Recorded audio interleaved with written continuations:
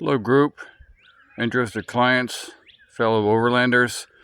Just wanted to give another quick video. I say quick and they never are. But anyway, all my corner guards are on, rhino lined, trimmed out. I made a grill for the front. That is to hang dirty, muddy boots, clothing bags, air dried on the road. That will be bed lined, the same color as the rock guards.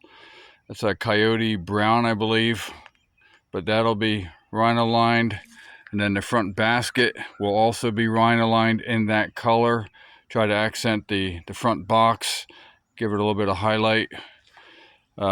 Still need to trim out the air conditioner, do some weatherproofing bubble trim around that, and then have a custom rain cover made for that. This front compartment on my last unit, the blue one, was for a pull-out generator. To have a generator to power that AC consistently, you're looking at around 3,600 to 4,000 BTU. Watts. Sorry. I still could do a generator in there, but I am more than likely going to do a pull-out gas propane shower that'll be on a tray, and you can pull that out. That may change, may not. I had to do the front 27-gallon water fill outlet right there. It kind of snakes around. It'll go through, goes underneath, and then we'll connect to the tank up underneath of that. Of course, everybody has, or most people have seen my electrical compartment. You got there. Your first turn off switch is for your solar panel. The second one is your house power, your fuses. That tan color box, that is for the dimmer 12 volt LEDs that are inside, that are underneath the bed and light the front table. And of course the 2000 watt inverter, 115, 120 shore power. Your rear 15-gallon fuel tank, water tank fill is right there. Tire rack is bolted down there and then up on top. That second cover strip, because I could not get a 12-foot sheet of aluminum, so the sheet that I got was 11 feet. Actually, it was 10 feet, and then added the other, balanced the other foot, and then put a trim piece on top of that. And of course, that's 6061 T6 aluminum, as everything is. And then that's rhino lined. Your back is trimmed out.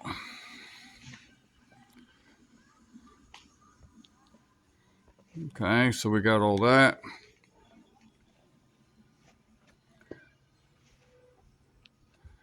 Awning. I like this awning. I've used it before in the past on 4 other units that I've made. Not very expensive, pretty durable. I like it, and it's always worked for me. Some people like bat wings. I absolutely do not like bat wings. The reason is there's so many moving parts on a bat wing, and if they break, you could have some problems. I am a simplistic guy. I try to keep things as easy and as simplistic as I can for myself and for clients. When the client goes out there, I want them to have a good time. I don't want them to be frustrated because something failed, something broke, they can't fix it wherever you guys go. I used to go where nobody goes, so I know the beauty of that. Keep it stupid simple. Refrigerator's there. It's 58 quart, dual zone. I need to build a pull-out tray for that. And of course, everybody has seen my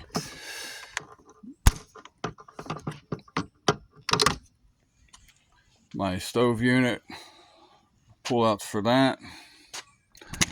I'm still waiting on the bubble trim that seals that door. It goes all the way around.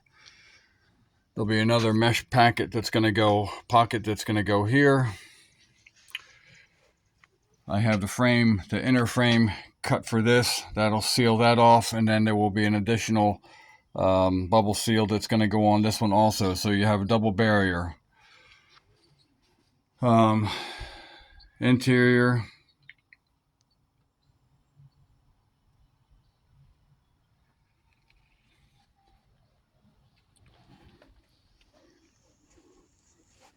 I got the detachable front step put in.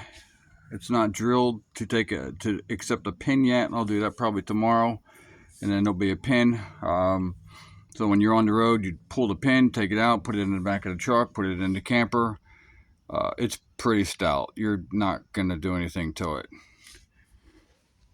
I need to get that sandblasted and then rhino-lined also.